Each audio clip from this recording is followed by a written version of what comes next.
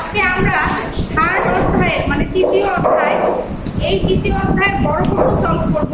তো তৃতীয় অধ্যায়ের বড় প্রশ্ন আছে মাত্র দুইটা, কোনটা কোনটা? এই C P minus C V equal to R, এটার প্রমাণ যেখানে এই চিহ্নগুলা বা এই প্রতীকগুলো প্রচলিত অর্থ বহন করে।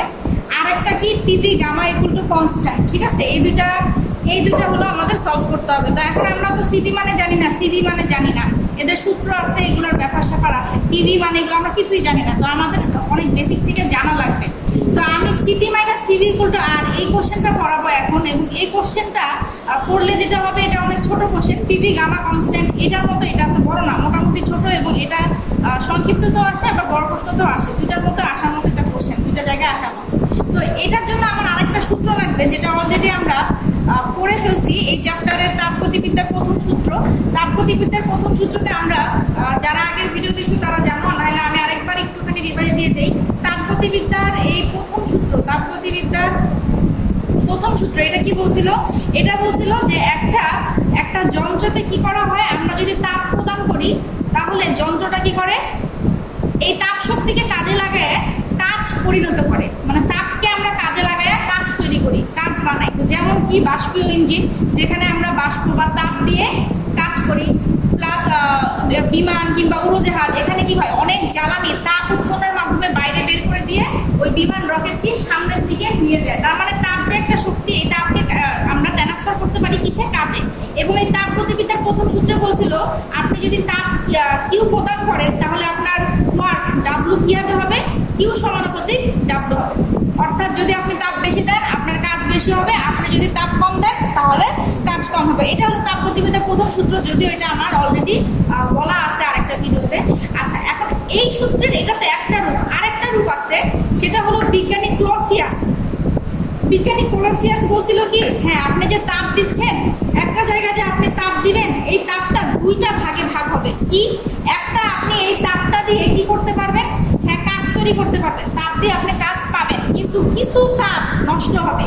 কোথায় নষ্ট হবে? এই ভিতরের যন্ত্রের কলকবজাতে এসে কিছু কাজ কি হবে, নষ্ট হবে।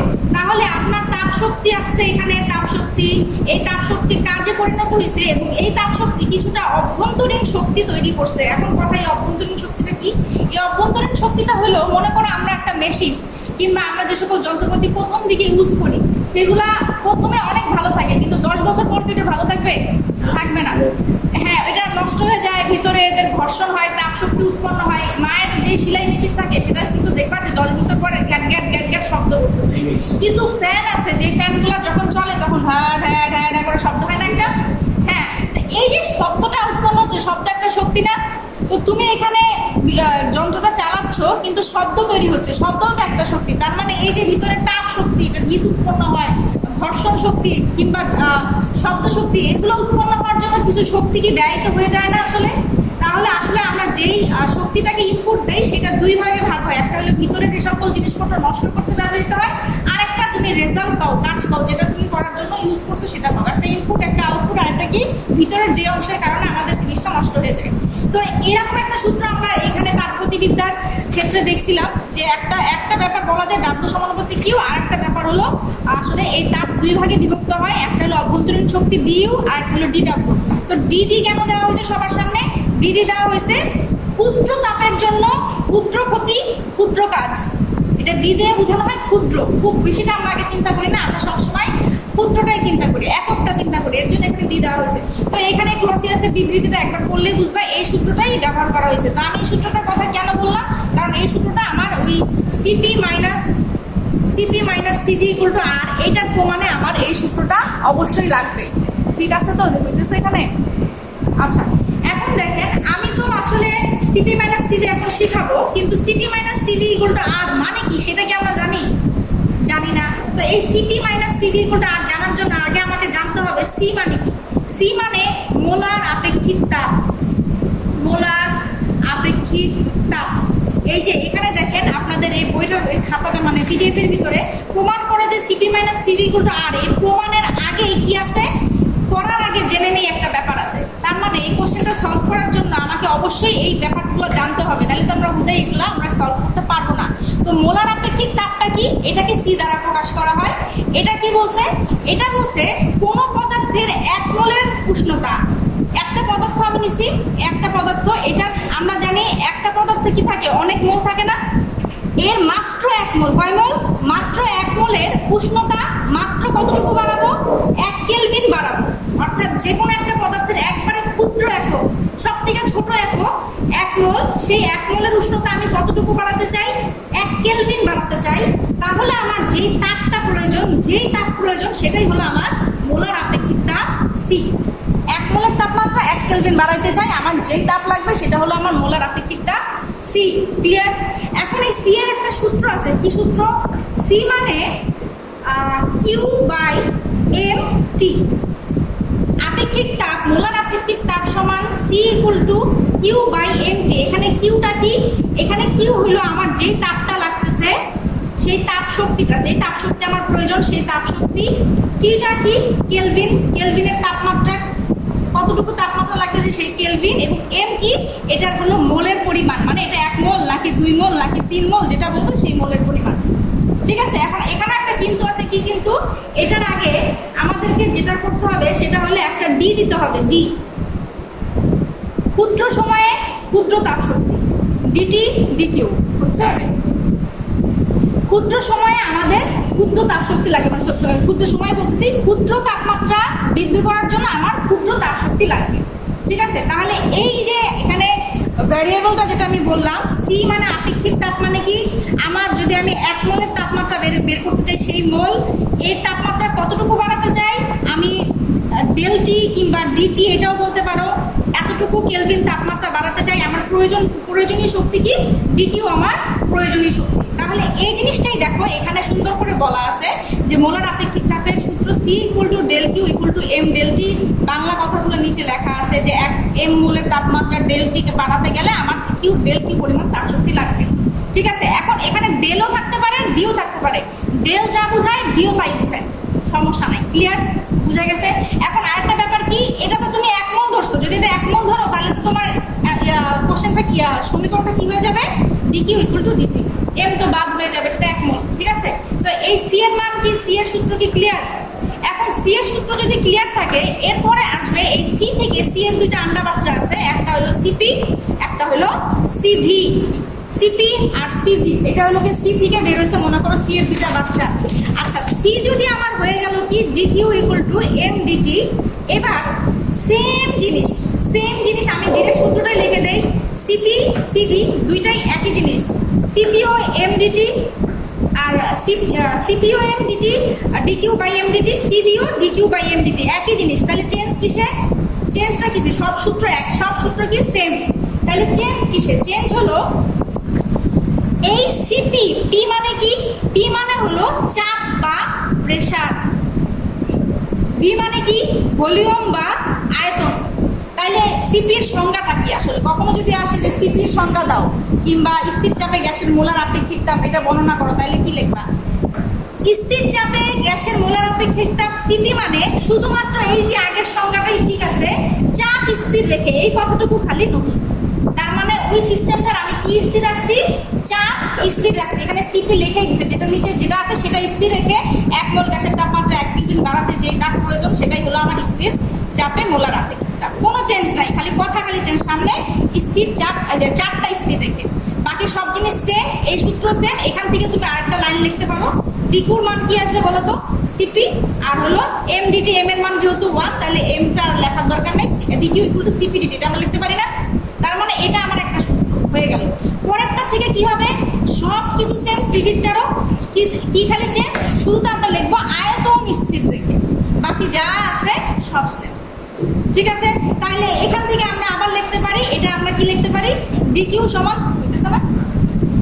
আচ্ছা, এখান থেকে আমরা কি লিখতে পারি? ডিকিউ সমান সিভি থাকলো আর ডিটি, আর এম এর মান যেহেতু 1, এম আমরা লিখবো না। তার মানে এটা একটা সূত্র, ডিকিউ ইকুয়াল টু সিপিডিটি হতে পারে, ডিকিউ ইকুয়াল টু সিভিডিটি হতে পারে, তাই তো? এটা হলো চাপ স্থির, চাপের ক্ষেত্রে স্থির, এটা হলো আয়তনের ক্ষেত্রে এটা স্থির। ক্লিয়ার? তাহলে এতটুকু জিনিসপত্র আমাদের জানলে আমরা মোটামুটি শুরু করতে পারবো, একটা দুইটা। তারপর ডিকিউ এর মান আমরা একটু কি শিখলাম? ডিইউ প্লাস ডিডাব্লিউ, এটা শিখছি। এই তিনটা জিনিস আমাদের জানলে আমরা মোটামুটি আমরা এটা শেষ করতে পারবো ইনশাআল্লাহ। তো আমি চলে আসতেছি, দেখেন এইখানে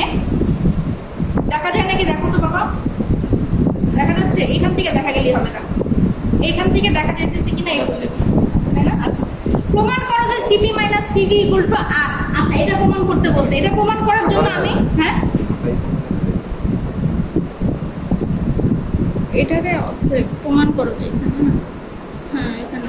আচ্ছা, তার মানে এটার হলো এই পর্যন্ত। আচ্ছা আচ্ছা, এখানে দেখো প্রমাণ করো যে C P minus C V equal to R. এটার জন্য আমরা কি করব, প্রথমে একটা ঘর্ষণহীন পিস্টন লাগানো সিলিন্ডার নিব। এখন ঘর্ষণহীন পিস্টন লাগানো সিলিন্ডারটা কি, সিলিন্ডারগুলো এরকম হয়, এই জায়গায় একটা হাতল থাকে, এই হাতলটা দিয়ে ধরে এটার টানা টেনে জায়গাটা বড় করা যায়, আবার ভিতর দিকে ঢুকে জায়গাটাকে কি করা যায়, ছোট করা যায়। অর্থাৎ এই সিলিন্ডারের এই হাতল ধরে আমরা কি করতে পারি, এটার আয়তন বাড়াইতেও পারি, আয়তন কমাইতেও পারি।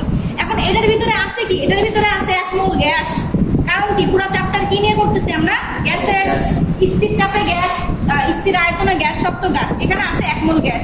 এখন এই গ্যাসের কিছু জিনিসপত্র আছে, প্যারামিটার আছে। কি কি থাকতে পারে, এই গ্যাসের চাপ থাকতে পারে, প্রেশার, এই গ্যাসের আয়তন থাকতে পারে, ভলিউম, এই গ্যাসের টেম্পারেচার থাকতে পারে, টি থাকতে পারে না। এবং আমরা একটু আগে দেখে আসছি অভ্যন্তরীণ শক্তি থাকতে পারে, যেটার কারণে ক্ষয়ক্ষতি হয়, সেটা হলো গিয়ে ইউ। তাহলে দেখেন এখানে 1 মোল গ্যাসের পি, ভি, টি, ইউ এগুলো থাকতে পারে, এবং এখানে আমার ভিতরে আছে 1 মোল গ্যাস। এখন আমি এই সিস্টেমটার ঘর্ষণহীন কেন বলা হয়েছে বলো তো, এই যে এই ডান্ডা আছে, এই যে হাতল আছে, হাতলটা যাতে আমি ইচ্ছা মতো লড়াইতে পারি, এখানে যাতে কোনো প্রকারের বাধা না থাকে, সুন্দর পিছলা টাইপের থাকবে, সুন্দরভাবে তুমি আগাইতে পারবা, পিছাইতে পারবা। এর জন্য বলা হয়েছে ঘর্ষণহীন পিস্টন লাগানো সিলিন্ডার।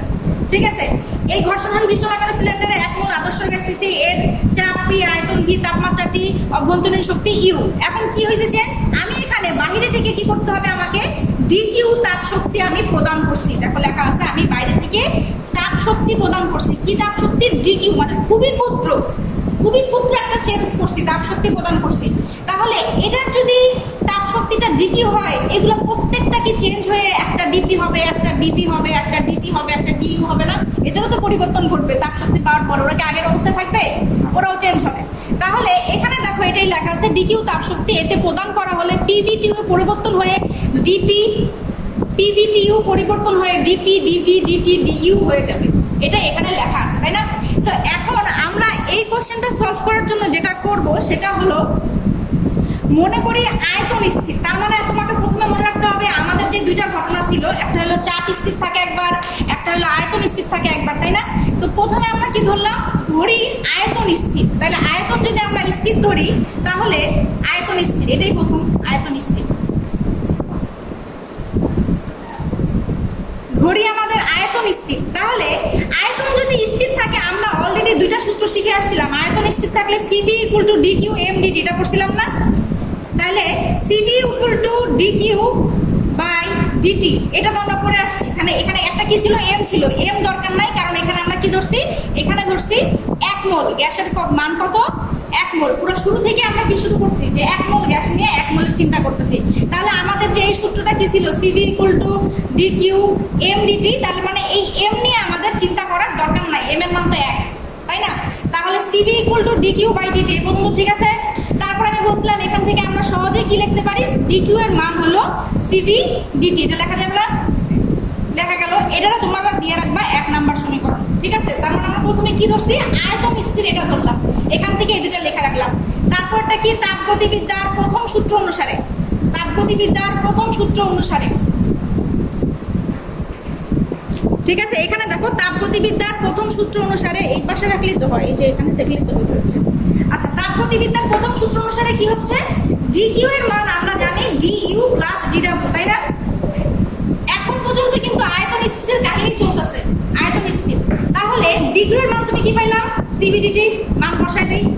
ঠিক আছে, ডিইউ মানে ডিইউ, ডিডব্লিউ মানে পিডিভি। ডিডব্লিউ মানে পিডিভি কেন, এটা আমি বুঝাচ্ছি, এটা জাস্ট একটু শেষ করি। আচ্ছা, এখন যদি তোমার আয়তন স্থির থাকে, এখানে আমরা ধরছি আয়তন স্থির, আমরা কি জানি কিনা যে তোমরা কি ডিফারেন্সিয়েশনের অঙ্ক করছো, ডিফারেন্সিয়েশনের অঙ্কতে যারা অলরেডি করে আসছো তারা জানো যে কোনো কিছু যদি ধ্রুবক থাকে, ধ্রুবক মানে কোনো কিছু যদি স্থির থাকে, তাহলে এটা ডিফারেন্সিয়েশন করলে মানটা কি আসে, 0 আসে। ঠিক আছে, এখানে দেখো আমি বলছি ডিডব্লিউ মানে পিডিভি, ডিডব্লিউ মানে পিডিভি আমি এখনই দেখাচ্ছি কি হবে। এইখানে দেখো ডিভি, অর্থাৎ ডিফারেন্সিয়েশনের ভিতরে কি আছে, ভি। ভি আসলে আমরা কি ধরছি, আয়তনটাকে আমরা ধরছি স্থির, অর্থাৎ এই যে ডি এর সেই সূত্র, ডিফারেন্সিয়েশন সূত্র, ধ্রুবক কিংবা স্থির হলে আসলে মানটা কি হয়ে যাবে, 0। তাহলে সিবিডিটি সমান ডি ইউ হয়ে যাবে। এখানে আর এই অংশটা কি হবে, এটা 0, এটা বাদ, এটা 2। এখন আমি তোমাদেরকে বলি যে এই ডিডাব্লিউটা মানে পিডিভি কেন আসলো। আচ্ছা এই জিনিসটা দেখো, ডিডাব্লিউ মানে পিডিভি কেন, ডাব্লিউ মানে যে এফএস, এটাকে আমরা জানি কাজ মানে বল গুণন সরণ। আচ্ছা এখন তাহলে ক্ষুদ্র কাজ দিলে আমার কি হবে, ক্ষুদ্র সরণ হবে, হবে কি না, ক্ষুদ্র কাজে ক্ষুদ্র সরণ। আচ্ছা এই বল মানে আসলে কি, চাপ মানে একক ক্ষেত্রফলে প্রযুক্ত বলকে আমরা চাপ বলি। P equal to F by A, এটাকে আমরা জানি চাপের সূত্র, P equal to F by A. একক ক্ষেত্রফলে প্রযুক্ত বল হলো গিয়ে চাপ। তাইলে এখান থেকে দেখেন তো এফ মানে কি, পি এ না, এফ এর মান কি, পি এ না, তাইলে এখানে বসাই দেন এফ এর মান পি এ ডিএক্স হয়েছে। এখন একটু তাকায় দেখেন, ক্ষেত্রফল আর একটা নতুন দৈর্ঘ্য, ক্ষেত্রফল মানে কি, দৈর্ঘ্য গুণন প্রস্থ। এখানে আছে আরেকটা ক্ষেত্র, মানে এটা আছে আসলে ওর উচ্চতা। তাহলে দৈর্ঘ্য প্রস্থ উচ্চতা আমি কি পি এই এডিএক্স মানে কি পি ডিভি লিখতে পারি না, বুঝা গেছে। আমি এটা কি ভিডিও হচ্ছে তো, আচ্ছা আমি আরেকবার বলি, এখানে কি হয়েছে, আমরা জানি কাজ ইকুয়াল টু বল গুণন সরণ, ডিডাব্লিউ ক্ষুদ্র কাজের জন্য ক্ষুদ্র সরণ, এফ এর মান কি, পি মানে এফ বাই এ, তাহলে এফ এর মান হলো পি এ, এফ এর মান পি এ ডিএক্স। এখানে এর ভিতরে দৈর্ঘ্য প্রস্থ আরো একটা জিনিস আছে, সেটা আসলে উচ্চতা, তাইলে এটা হলো এডিএক্স মানে আসলে ডিবি, ক্ষুদ্র দৈর্ঘ্যের সাথে আরেকটা ক্ষেত্রফল দিলে ক্ষুদ্র আয়তন পি ডিবি হয়ে গেছে। এইভাবে ডিডাব্লিউর মানটা কি হয়ে গেছে, পি ডিবি হয়ে গেছে, ডিডাব্লিউর মান পি ডিবি। আর ডিবি মানে তো এখানে যেহেতু আয়তন স্থির, তার মানে ডিবির মানটা এটা কি হয়ে গেছে, 0 হয়ে গেছে। তাহলে ডিইউ হয়ে গেছে C V D T equal to D U. Clear, এ পর্যন্ত ক্লিয়ার?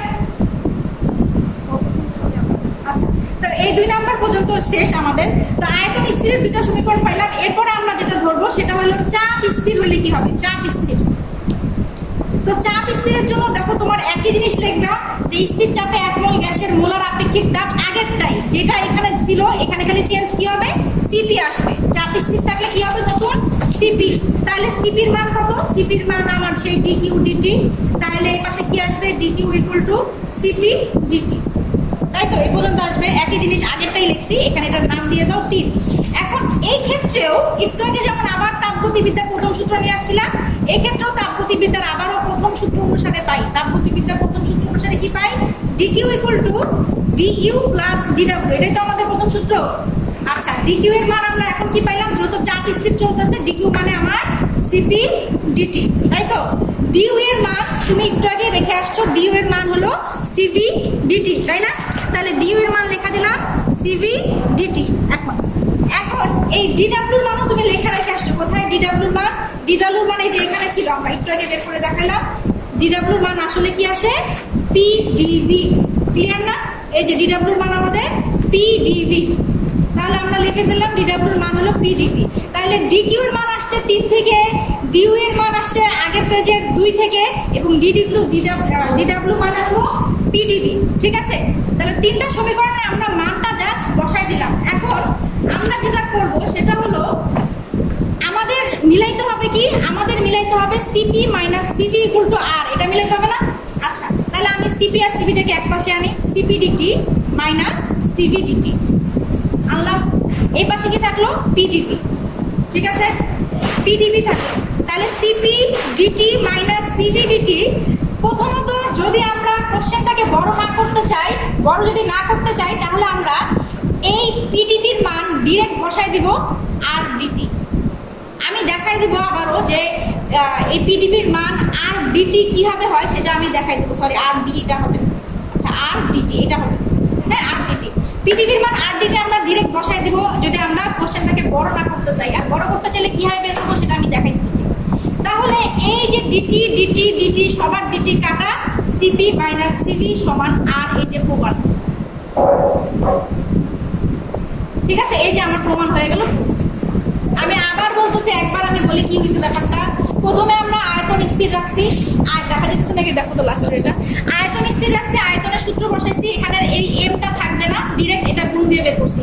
আমরা তাপগতিবিদ্যার প্রথম প্রথম সূত্র বসাইছি, বসানোর পরে ডিকিউ এর মান বসাই দিছি, ডিইউ এর মান বসাইছি, ডিডব্লিউ এর মান পিডিভি কেমনে আসছে দেখাই দিছি।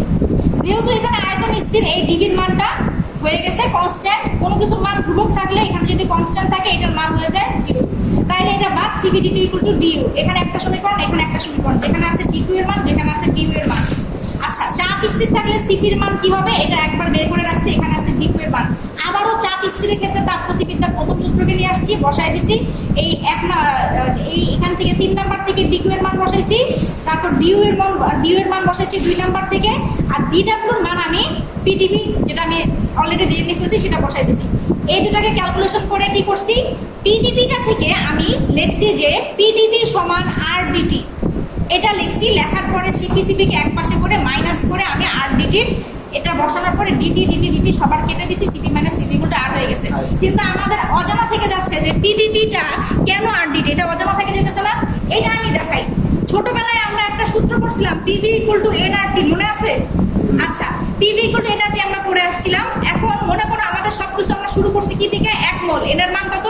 এন এর মান তো 1 মোল। তাহলে এই সূত্রটা কি হচ্ছে, পিভি ইকুয়াল টু আরটি। এমন হচ্ছে না? একের তো কোনো বেল নাই। আচ্ছা, আপনারা জানেন কিনা আমি সেটা জানি না, ডিফারেন্সিয়েশনে একটা সূত্র আছে, ইউভির সূত্র।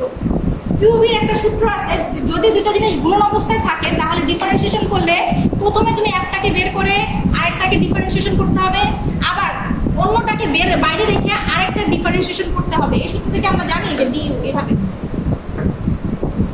এই সূত্রটাকে আমরা পড়ে আসছি ডিফারেন্সিয়েশনে।